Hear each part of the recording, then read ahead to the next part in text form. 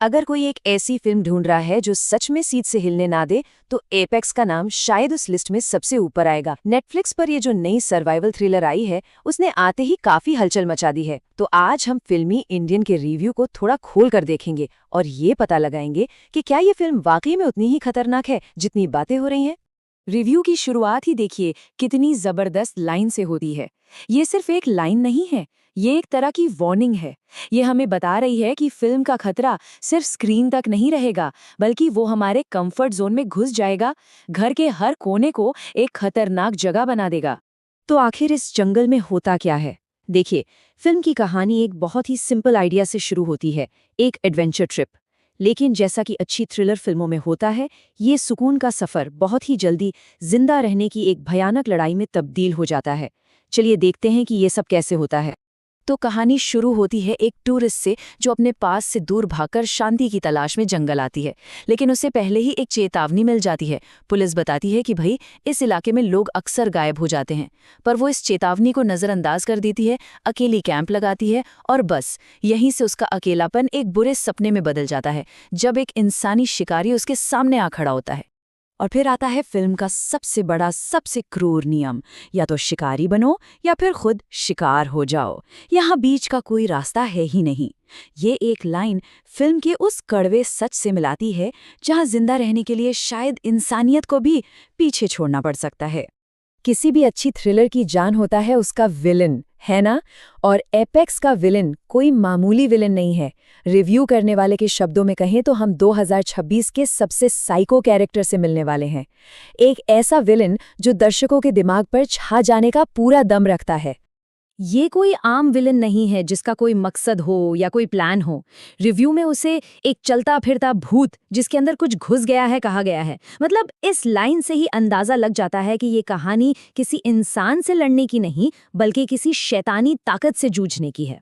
जरा सोच कर देखिए, एक ऐसा विलन जो इंसानों की तरह नहीं, उल्लू की आवाज में बात करता है, जो दो पैरों पर नहीं बल्कि जानवरों की तरह चारों हाथ पैर पर दौड़ता है। ये सिर्फ उसकी अजीब हरकतें नहीं हैं, ये उसकी टूटी हुई मानसिकता को दिखाती हैं, जो उसे पर्दे पर इतना यादगार और भयानक बना देती हैं। तो भाई, ऐसे विलन के साथ फिल्म देखने का एक्सपीरियंस कैसा होगा?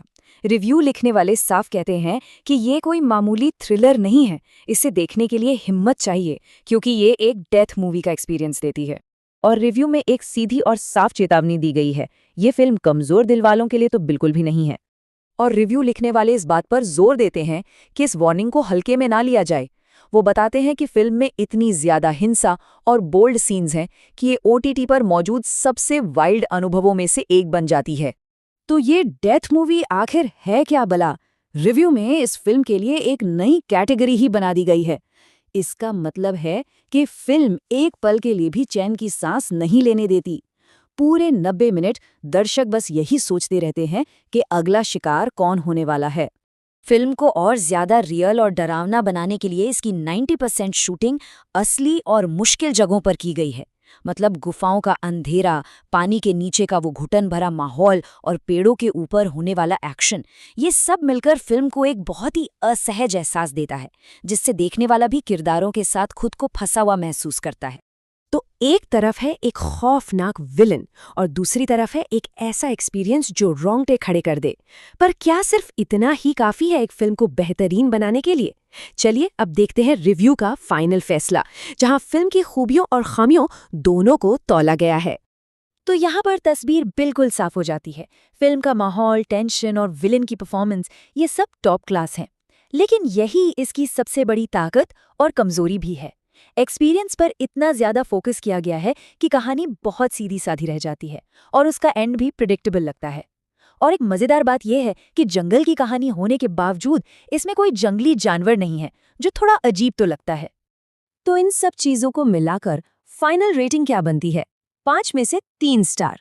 और समीक्षक की सलाह बहुत सीधी है, देखो, डरो, इंजॉय करो और भूल जाओ। मतलब ये एक एड्रेनलिन रश वाली फिल्म है, जो उस पल में तो शानदार लगेगी, पर शायद ऐसी कहानी नहीं है जो लंबे समय तक याद रहे। तो ये सब जानने के बाद असली सवाल तो यही है, क्या हर कोई इस जंगल में जाने के लिए तैयार है? ये एक ऐसा थ्रिलर है जो डराने का वादा तो पूरा करता है, लेकिन इसका अनुभव हर किसी के बस की बात नहीं हो सकता। फैसला तो देखने वालों का ही है।